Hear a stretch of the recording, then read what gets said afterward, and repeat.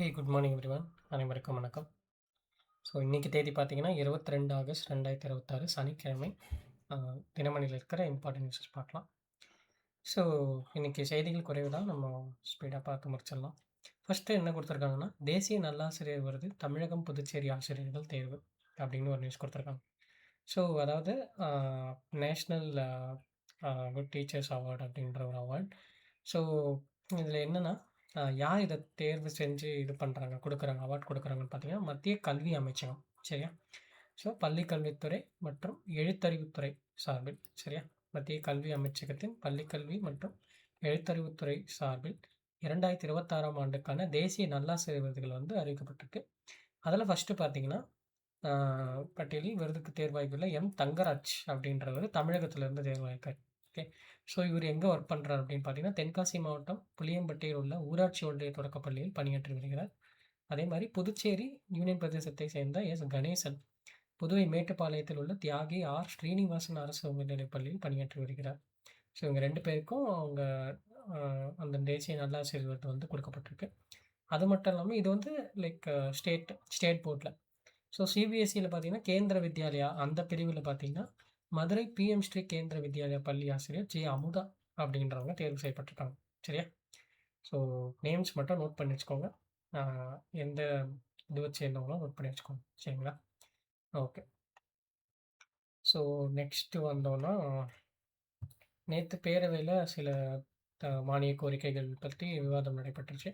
அதில் முக்கியமாக பார்த்தீங்கன்னா, மின்துறை அப்புறம் நம்மளுடைய இந்த இந்து அறநிலைத்துறை. சரியா?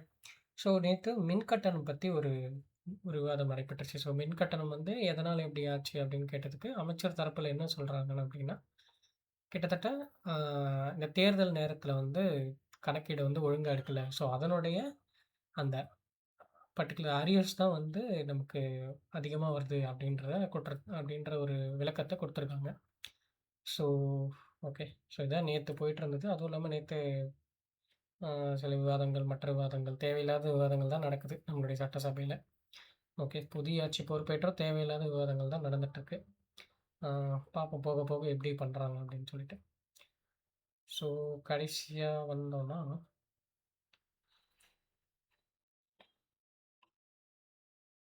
ஆர்டிக்கல் வந்து பார்த்தீங்கன்னா, இன்றைக்கி முழுக்க முழுக்க இந்த நாடாளுமன்ற மழைக்கால கூட்டத்தொடரில்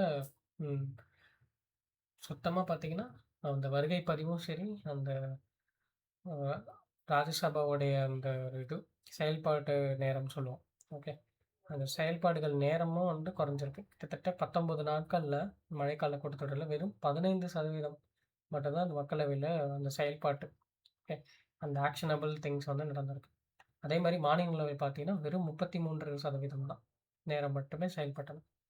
ஸோ இது எதை குறிக்குது அப்படின்னா, கண்டிப்பாக இது வந்து ஒரு பின்னோக்கி நாடுடைய வளர்ச்சியை பின்னோக்குது.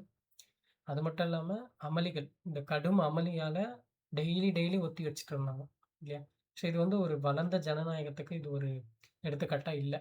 ஓகே. இதெல்லாம் வந்து பழைய ஆளுங்கள்லாம் பார்த்தாங்கன்னா கண்டிப்பாக வந்து என்ன சொல்லுவாங்கன்னு தெரியாது. ஸோ முடிஞ்ச அளவுக்கு நம்ம வந்து நாடாளுமன்றத்தை யூஸ்ஃபுல்லாக நடத்தணும். ஓகே.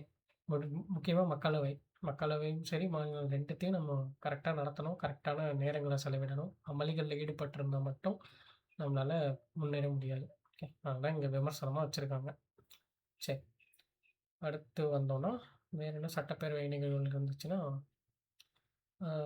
இந்து அறநிலைத்துறை வந்து என்ன சொல்கிறாங்கன்னா, அவங்க வந்து இந்து அறநிலைத்துறை, அதாவது திருக்கோயில் தேர்வு பணியாளர் அப்படின்னு சொல்லிட்டு ஒரு தேர்வு வாரியம் வந்து உருவாக்கப்படும் அப்படின்றத ஒரு அறிவிப்பாக சொல்லியிருக்காங்க.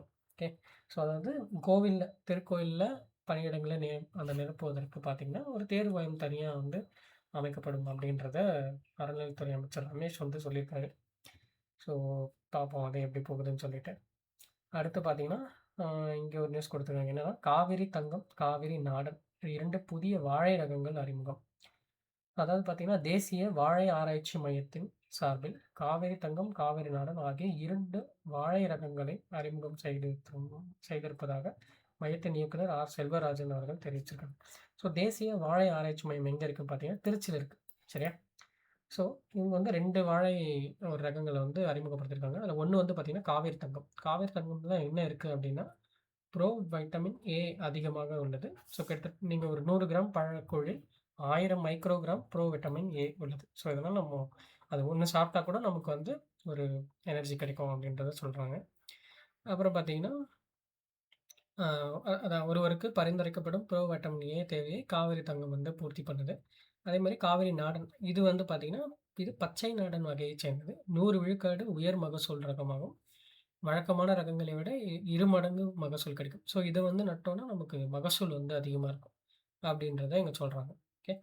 ஸோ 2 இதுவும் மட்டும் நோட் பண்ணி வச்சுக்கோங்க. சரியா? என்ன பேரு, என்னென்ன ஸ்பெசிஃபிகேஷன்ஸ் இருக்கு அப்படின்றது. ஓகே. சரி. அடுத்து வேற என்ன இருந்துச்சு?